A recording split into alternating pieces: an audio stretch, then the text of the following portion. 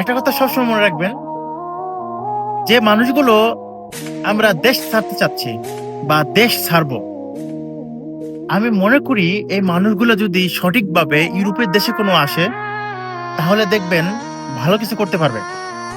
অনেক লোক আছে অবৈধ পথ অবলম্বন করে তাদের ফ্যামিলি ধ্বংস করে এবং সে ধ্বংস হয়। আমি বলবো যে ভাই, বর্তমান সময়ে ইতালি শ্রমিক আনার ভিসা দিচ্ছে।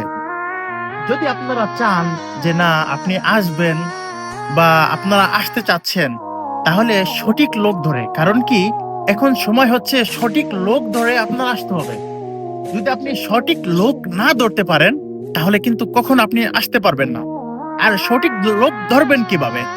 যে আপনার যদি মনে করেন যে আপনার ভালো কোনো লোক আছে বা ভালো মাধ্যম দিয়ে আপনি আসবেন বা ভালো লোক আপনাকে আনবে, এটা খেয়াল করবেন যে আপনার এলাকার অথবা আপনার পার্শ্ববর্তী এলাকার যারা ভালো কাজ করে বা ভালো কোনো কিছু করে দেওয়ার ইচ্ছে থাকে, তাহলে তাদের মাধ্যম দিয়ে জমা দেন।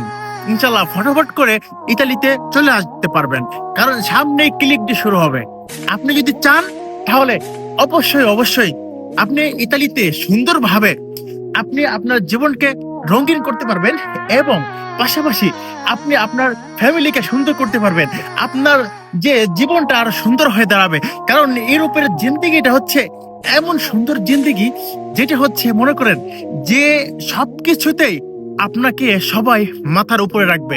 আমি এজন্যই বলছি, দেরি না করে কোনো লেকচার না মেরে চলে আসুন, ফটাফটি করে ইতালিতে চলে আসুন, কাজ করুন এবং আপনার জীবনটাকে সুন্দর করুন। ধন্যবাদ।